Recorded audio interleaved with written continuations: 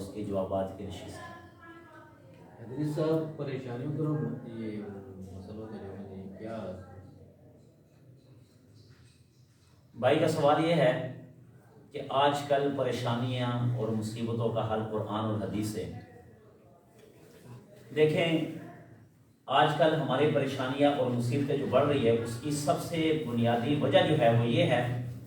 کہ ہماری دین سے دوری ہے۔ یعنی کہ جیسے جیسے ہم دین سے دور ہوتے جائیں گے ہم پریشانیوں اور مصیبتوں میں الجھتے چلے جائیں گے۔ صحابہ کرام تھے اور نبی پاک صلی اللہ علیہ وآلہ وسلم تھے، صحابہ کرام کی دین کے ساتھ لگاؤ تھی۔ جب بھی ان پر کوئی پریشانی کوئی مصیبت آتی تھی تو وہ قرآن اور حدیث اور آپ صلی اللہ علیہ وآلہ وسلم کے فرمان اور طریقے کو سامنے رکھتے ہوئے اپنی زندگی بسر کرا کرتے تھے، اللہ سے مانگا کرتے تھے، اللہ سے اپنا تعلق جوڑتے تھے۔ آج کل اگر کوئی بھی پریشان ہے، کوئی مصیبت ہو یا کوئی غم زدہ ہے یا کوئی اور ایسی پریشانی ہے تو اس کا آسان حل یہ ہے کہ توبہ طائف ہو۔ اگر اسے کوئی گناہ ہوا ہے، کوئی گناہ سرزد ہوا ہے تو اپنے گناہوں پر شرمندگی کا اظہار کرتے ہوئے اپنے اللہ کو منا لے اور یہ عہد کرے کہ میں نبی کریم صلی اللہ علیہ وآلہ وسلم کے طریقے کے مطابق زندگی بسر کروں گا، اس کی زندگی ساری پریشانیاں ختم ہوگی۔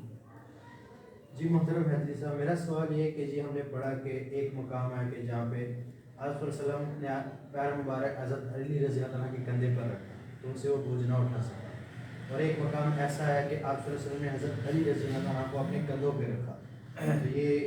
حضرت علی رضی اللہ عنہ کے بارے میں جو دیکھیں،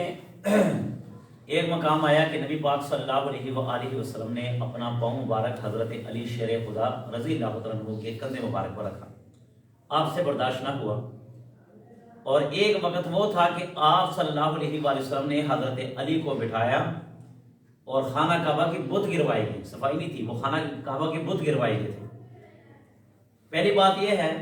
کہ جب کندھے پر پاؤں رکھا وہ حضرت علی شیر خدا تھے۔ جب نبی پاک صلی اللہ علیہ وآلہ وسلم نے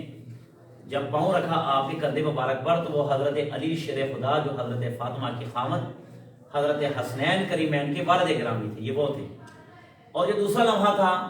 کہ جب خانہ کعبہ مکمل گرفت مسلمانوں کی ہوئی